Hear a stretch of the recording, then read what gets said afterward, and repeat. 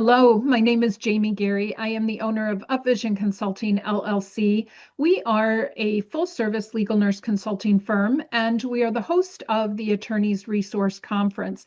This conference is an opportunity for you to improve your strategy in case litigation, to improve your professional practice for better outcomes, and to improve your ability to identify and mitigate risk. We are excited to welcome you in August 11 through 13, 2026. To get your seat, please register at attorneys.com or just simply go to the QR code that is located at the bottom of my screen and get your registration today. I am really excited to offer you an opportunity to meet Dr. Kayur Patel. He joined us last year in 2025, and we are welcoming him back again this year. Good morning, Dr. Patel. I would love for you to talk to the audience about who you are and what kind of work you do. Absolutely. First of all, it's an honor to be here. Thank you for the opportunity. I am Kayur Patel, and basically, my clinical role is in the emergency room, frontline emergency room. I've been trained in residency for ER and internal medicine, but my practice has been predominantly ER. And as I continued the ER role clinically, I also have been heavily engaged in healthcare leadership, administration, mainly as a chief medical officer in various organizations. So I've sort of got the white coat and the black coat balancing act between clinical and non-clinical. And over the years, where that has kind of led me is um, when I look at the clinical piece of it, then I'm looking at the gaps in care or some of the concerns that we have in healthcare. And knowing that the third leading cause of death in the United States is medical error, it's a horrible number. It's a number that we don't want to talk about.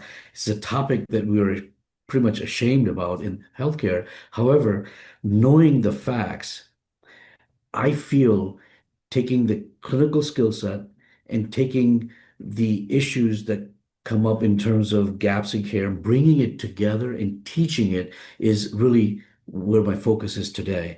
So I'm really involved more, about one third of my time in teaching, getting back to the students, the lawyers, the bar associations, medical associations in various formats, and trying to put together how the system is failing us and not human errors. 85% of these errors are system errors, not human errors. And that's what I feel that my work has been sort of directed over the recent years. So, Dr. Patel, you mentioned that you are putting a lot of effort into education, educating attorneys, educating healthcare organizations. In regard to ARC and ARC 2026, what is drawing you to present for us? So, I'll backtrack to last year. Last year when I came for the annual meeting, I had the wow effect the minute I walked in.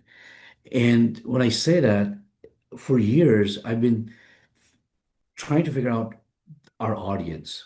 Our audience should be not just physicians, not just nurses, not just the law firm. In the years past, I've always spoke at various groups, but they're all working in silo. Like I will go to the American Family Association of Delaware. Well, they're working in silos. The Legal Bar Association in Texas is working in their domain. So I'm speaking at different engagements. I'm speaking on the same topic, but the audience is not there. They're all scattered in silos.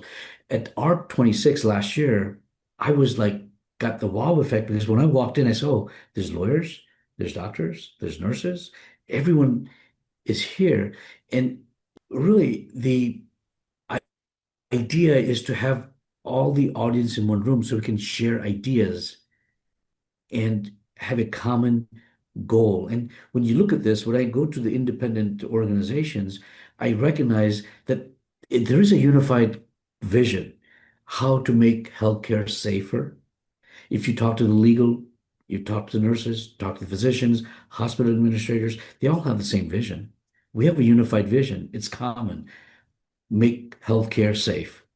And having the audience I saw at ARC last year in 25, I felt that was the most rewarding just walking into that room. And I feel this year in 26, I'm expecting same and better. So that's really why I want to take the time and energy to be there. We have already found a way to make it better. So, and I agree with you, which is one of the visions that we have for collaboration and improvement in healthcare.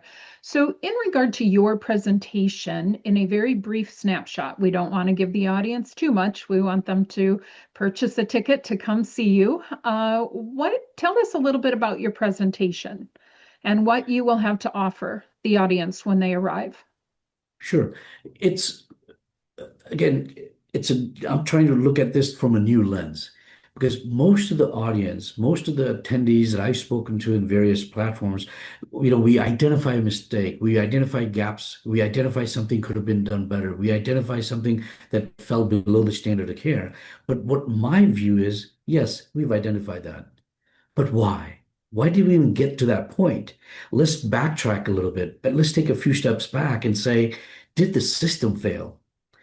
Right? Every case, there's a decision-making point. And what I do is I try to go through these cases and identify that decision-making point. Once we identify that, usually there are two or three directions we can go, right, left, or straight. And somehow in this particular scenario, maybe the decision was to go right and you should have gone straight. Now that means we forked in the wrong place. And that's what caused the error.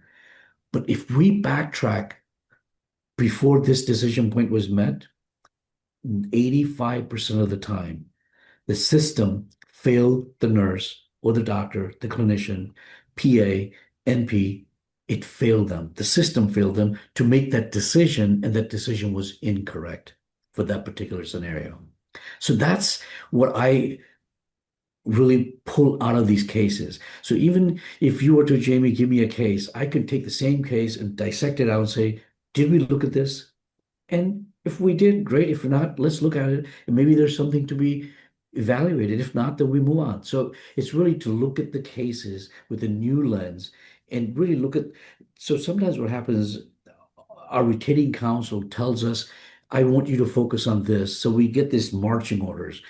We get this tunnel vision, and we sort of put our vision, we put our blinders on. But I want to take two steps back and see if there's a system issue. And that's really what I would have been doing for the past years is to evaluate system and to see how we can improve our system and make it more highly reliable.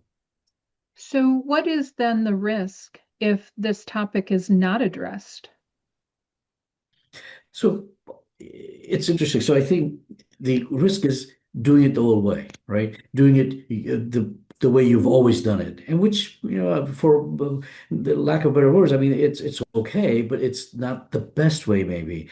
And this is really thinking outside the box and delivering more than what was expected of you, because your marching orders were stay in your lane. Absolutely stay in your lane. But look at why you are even in that lane.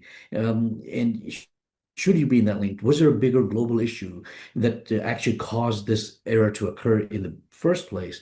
And I feel like that is because ultimately our goal is one, make healthcare safer. It's a common goal, common vision. And that's the case, then yes, stay in your lane, but then look at everything else around you to see if there was a system issue. Mhm. This is an excellent topic, and I know that I will be in a seat to hear your presentation. So, in that presentation, when I leave, how do you want me to think or feel or act differently as a result of what you are presenting? Um, the biggest feedback or the best feedback that I look forward to is when someone goes back and says, Hey, Doc, what you mentioned, I've used it and it's helped our clinic or our department improve the workflow. That's the best compliment I can get.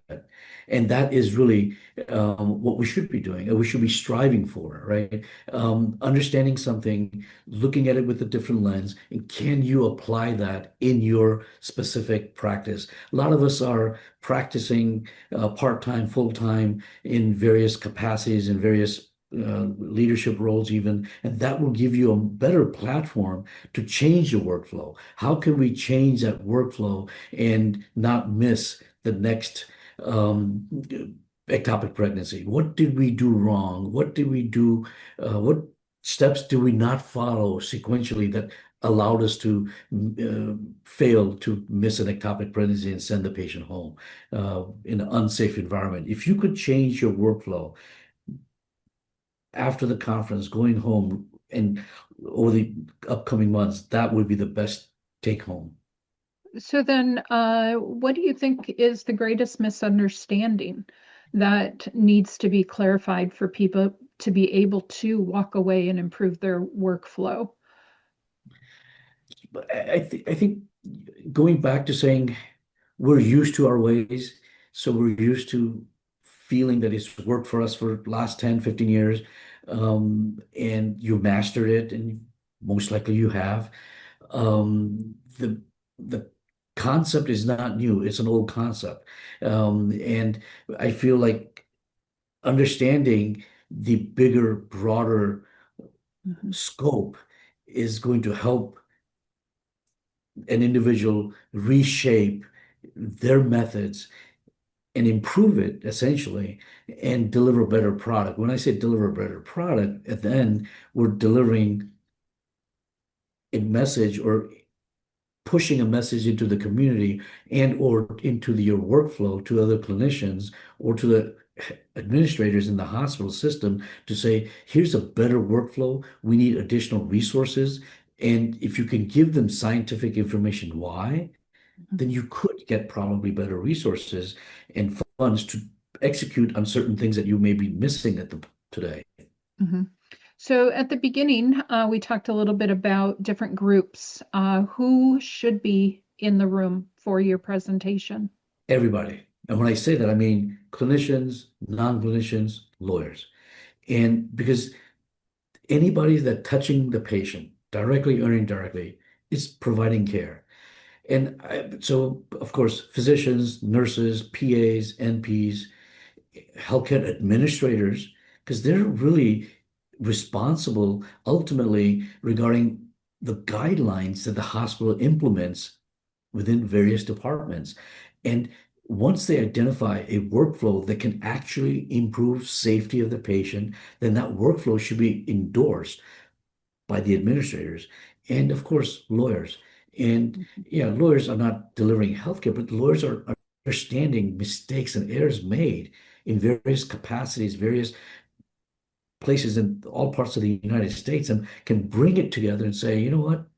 15% of these things come out like this. What can we do to improve this 15% error rate and bring it down to near zero? We're not going to have zero errors.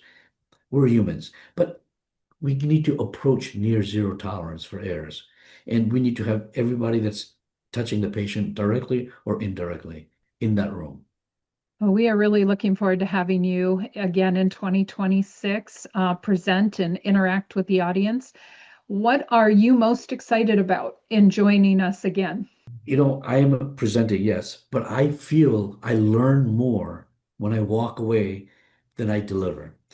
And so just having conversations, sidebars with the attendees and other folks, the vendors, you really realize what space we're in. It's expanding. A lot of things are moving in different directions, and it allows me to change even my methods constantly and to tweak things and to, again, be better at what I do. My thought is that, okay, I review charts, I look for gaps in care, I look for system errors and human errors, and how can I do it better? I mean, and going to these conferences, I really learn a lot more than I deliver in my presentations. Exciting. Thank you, Dr. Patel. We're excited to welcome you and introduce you to Dr. Patel. Thank you, Jamie.